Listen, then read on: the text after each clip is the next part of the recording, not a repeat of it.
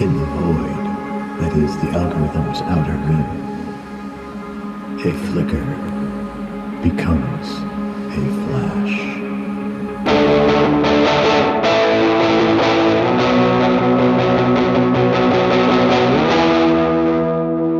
This is my hallowed Untouchables case.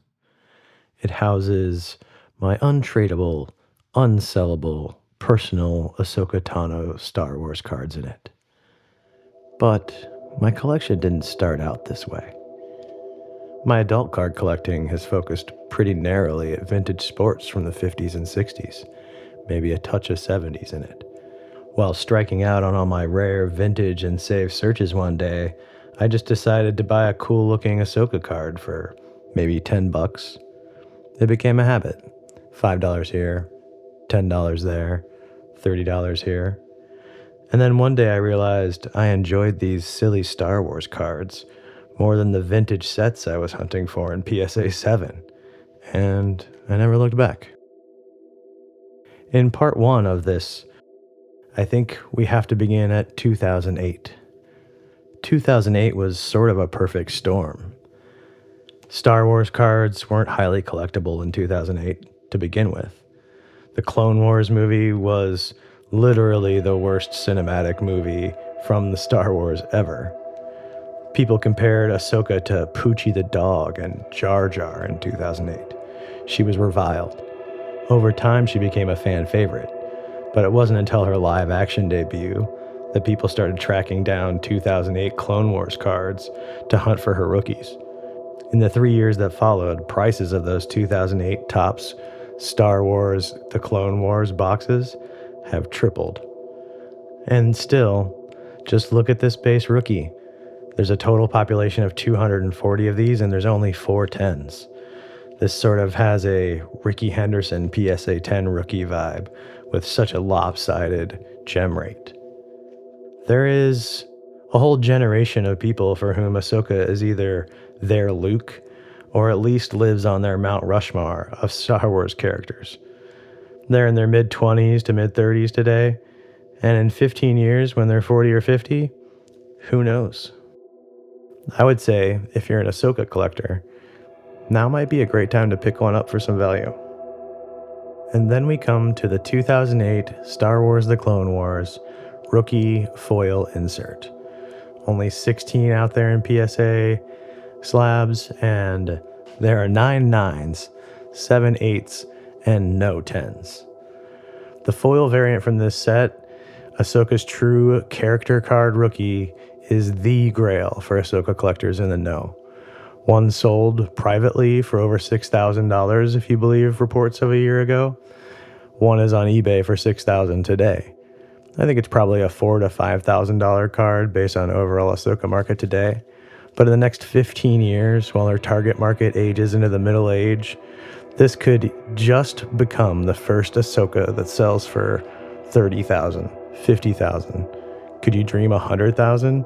That might be a little rich, but let's say there's 1 10 out there. How much is that 10 worth? So for fun, I asked Claude what would it take to virtually guarantee we get an Ahsoka Tano foil.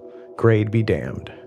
Well, to have a 50-50 shot at getting one, I would need to buy 48 boxes. At today's rates, that's around $24,000. To get a 99% chance at getting this card in a box, we would need to buy 319 boxes for $160,000.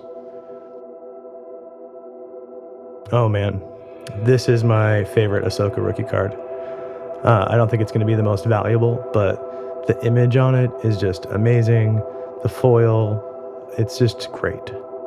All of the other foils in this sticker set and the base set of these stickers are not that good looking, but at least they got the important one right. These are crazy condition sensitive. I opened 3 boxes, ended up getting 2 stickers that I thought could maybe get an 8 or a 9, and I got a 7 and an 8. But don't cry too hard for me. I own 3 of the 9s in the population, 4 of the 8s, and of course I own both signed copies. Both were signed by Rosario Dawson, and The only copy I know of higher than a PSA 9 that exists in this card is this SGC 9.5. And the rarest of these sticker cards is the sticker tinfoil of Anakin and Ahsoka here. Super rare and hard to find. They're impossible to grade, and I opened 2 tins. This was the better of the 2, and it came out an 8. These can be found online for 30 to 50 bucks, and you know for a fact that at least you will get one. But let's take a look at how it's packaged. You see, it's loose inside with this bulky, bumpy, scratchy styrofoam touching the foil surface of the card. And then behind this card is a perfectly packaged, plastic-covered base deck of these crappy stickers. So the one you want protected, not protected. But who cares when there's only 2 in the world collected? Go find one of these tins, buy it, get it graded. And then also from the sticker set, I have a PSA 10 of this pop-up card. Is the only other card I submitted other than the stickers. And so I was happy to have something from my little fun box ripping of stickers in my personal collection. How about this Hasbro toy card that was distributed by the Boston Globe in their local newspaper? You can find uncut sheets of this probably still for like around 50 bucks. I got my PSA 9 for under 100. There's only 5 in the world. I mean, look at this thing. It's so cool. So, we've seen one iconic Grail and some fun alternate Ahsoka debuts. Let's circle back to the 2008 Clone Wars set and see if maybe we can't find some more. 73 of the 90 cards in this set are scene cards, and there are some cool Ahsoka options among them. Highly collectible and rare foil parallels of these can be found pretty cheaply and are a killer addition to any Ahsoka personal collection. It just goes to show you that you don't have to spend a lot of money to get a rare and fun card.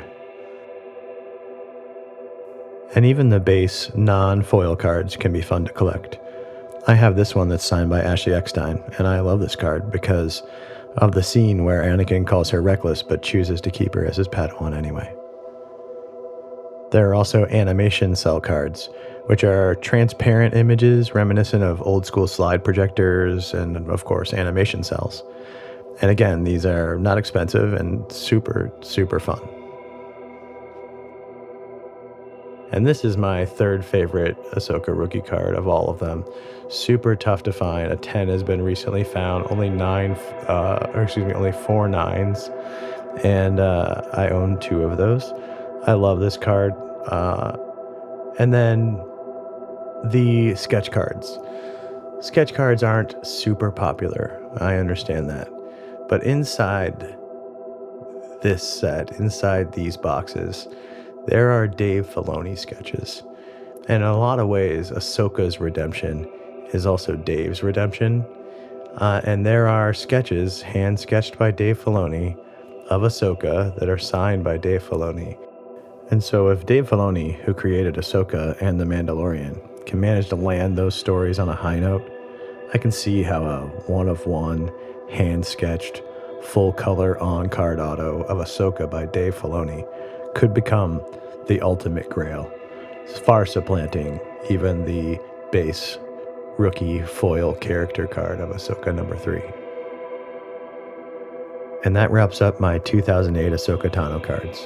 There are obviously other cards I don't have and I didn't show, but hopefully you saw some new cards and enjoyed the time we spent together. Give me a like and subscribe if you think I earned it, and share your favorite Ahsoka card with me in the comments. May the Force be with you.